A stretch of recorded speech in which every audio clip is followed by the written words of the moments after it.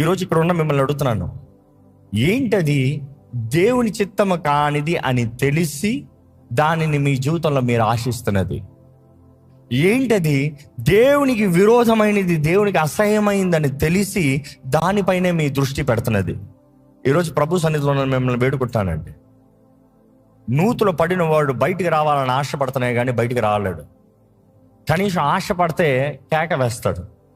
కేక వేసేటప్పుడు అటు పోయేవాడు ఎవడైనా సరే జాలిపడి కనీసం చెయ్యి అందిస్తాను ఉంది. నూతులో పడినోడు ఆ నూతిని ప్రేమిస్తూ నాకు ఈ బురదే బాగుంది, ఈ గబ్బే బాగుంది, మురికే బాగుంది, ఇక్కడే బాగుంటాను అని అక్కడే కూర్చొని నిద్రించాడు అనుకో, ఎవడైనా సాయం చేయగలరా? అలాగే ఎవరైనా సాయం చేసి కొంచెం పైకి లేపమంటావా అని అనుకో, ఎంజాయ్ చేసేవాడు ఏమంటాడు? ఐఆమ్ ఫైన్ అంటాడు. ఈరోజు చాలామంది కూడా పాపంలో వారు సుఖిస్తూ, చెడు కార్యాలని సుఖిస్తూ జీవితాన్ని పాడు చేసుకుంటున్నారు. దేవుని వాక్యపరం చూస్తానండి, మనం దృష్టి కలిగి ఉండాలి.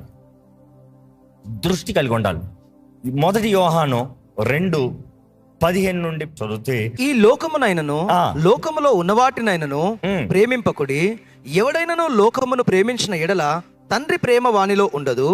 లోకములో ఉన్నదంతయు అనగా శరీరాశయు, నేత్రాశయు, జీవపు డంబమును తండ్రి వలన పుట్టినవి కావు. ఇవి తండ్రి వలన పుట్టినది కాదు. లోకము వాటితో పాటే ఇవన్నీ నశించిపోతాయంట, లయపరచబడతాయంట. కానీ దేవుని చిత్తము చేయవాడు he will abide for ever, నిరంతరం ఉంటాడు. ఈరోజు మిమ్మల్ని అడుగుతున్నాను, మీ దృష్టిలో ఏంటి మీకు కనబడేది? మీరు ప్రేమించేది ఏంటి? ఆశపడేది ఏంటి? మీరు కోరేది ఏంటి? వాంఛించేది ఏంటి? చాలామంది అంటాం, ఒక్కసారి తప్పు చేశాను. ఒక్కసారి తప్పు చేసిన వాడికి రెండోసారి తప్పు చేస్తాను చాలా సులభం అంట. ఒక్కసారి అశ్లీలమైన దృశ్యాలు చూస్తాం ప్రారంభించిన వాడికి రెండోసారి చూస్తాం చాలా సులభం అంట.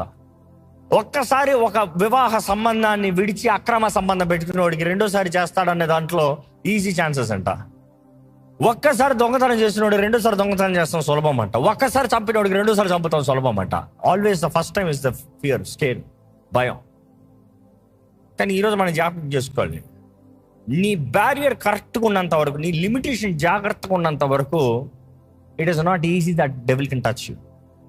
నా లిమిటేషన్స్ ఇది అన్న ఏరియాలో అపవాది నేను శోధిస్తాను చాలా తక్కువ.